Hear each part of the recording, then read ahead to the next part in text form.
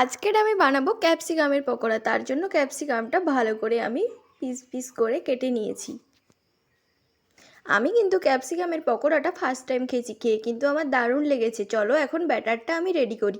তার জন্য 2 চামচ বেসন নিয়ে নিয়েছি, আর নিয়েছি লবণ, লঙ্কা গুঁড়ো, হলুদ গুঁড়ো আর সামান্য কালো জিরে দিয়ে ভালো করে অল্প অল্প করে জল দিয়ে আমি ভালো করে মাখিয়ে নিচ্ছি ব্যাটারটা। দেখো ব্যাটারটা রেডি হয়ে গেছে। এতে ক্যাপসিকাম ভালো করে মাখিয়ে নিয়েছি।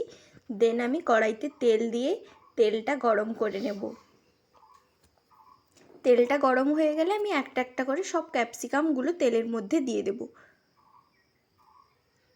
এটা কিন্তু একটু ডিপ ফ্রাই করতে হবে, তাহলে খেতে বেশি ভালো লাগবে আর একটু মুচমুচেও হবে। এই যে দেখো এক পিঠ হয়ে গেছে আমার, আরেক পিঠ উল্টে আমি ভেজে নিচ্ছি। ফাইনালি রেডি আমাদের ক্যাপসিকামের পকোড়া। ভালো লাগলে প্লিজ সাবস্ক্রাইব করো। দেখা হচ্ছে নেক্সট কোনো ভিডিওতে। বাই।